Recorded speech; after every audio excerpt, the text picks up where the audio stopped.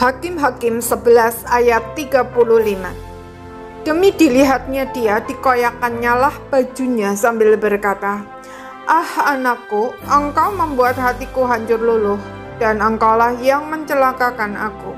Aku telah membuka mulutku bernasar kepada Tuhan, dan tidak dapat aku mundur." Bernasar seringkali dipahami sebagai ungkapan iman. Namun jika kita cermati, sebenarnya orang yang bernasar justru sedang meragukan Tuhan dan oleh karenanya berusaha menyuap Dia agar mengabulkan permohonannya.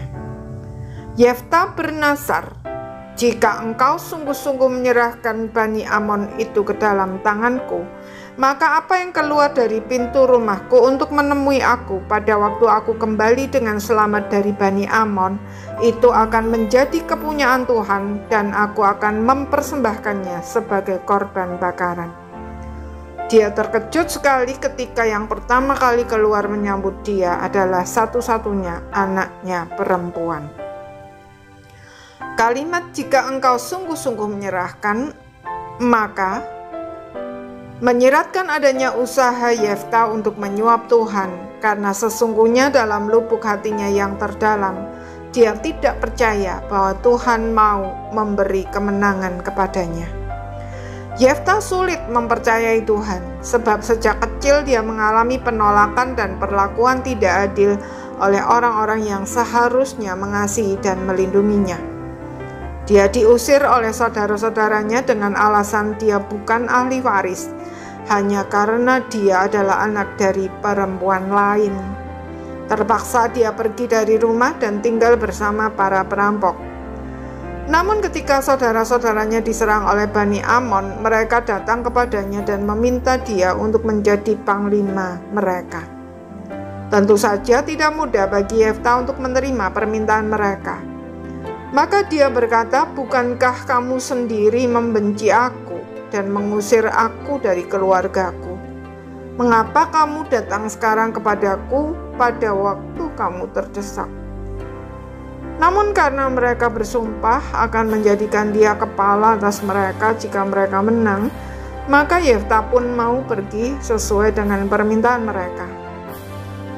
Kita tidak tahu dengan tepat apa yang ada di hati Yefta, tetapi pada umumnya pengalaman sepahit itu tanpa sadar akan membentuk pemahaman yang salah tentang pribadi Allah, bahwa Allah itu memandang orang, hanya mau menerima mereka yang latar belakangnya baik, hanya mau memanfaatkan orang pada saat dia membutuhkan, perlu disuap, dan lain-lain. Bahkan ketika di pikiran kita tahu bahwa Allah Maha Kasih, bahwa demi menyelamatkan kita dia rela mati disalibkan, dan mungkin kita juga sering mengajarkan hal itu, namun jauh di lubuk hati yang terdalam kita tetap sulit untuk percaya. Ketika semua berjalan lancar, kita akan nampak sebagai orang beriman. Tetapi diri kita yang sesungguhnya akan nampak ketika ada masalah menimpa kita. Dari cara pandang kita terhadap masalah tersebut, cara kita mengatasinya, dan lain-lain sering tidak sesuai, bahkan berlawanan dengan apa yang secara teori kita percaya. Dengan kata lain, iman kita hanya sekedar teori, tidak sinkron dengan perasaan dan tindakan termasuk perkataan kita. Yefta mampu menyatakan pernyataan iman, bahwa Allah yang telah mengaruniakan tanah itu kepada bangsa Israel pasti tidak akan tinggal diam. Allah pasti akan bertindak sebagai hakim yang adil. Tetapi tanpa dia sadari, perasaannya meragukan Allah, sehingga dia bertindak menyuap Allah dengan bernasar.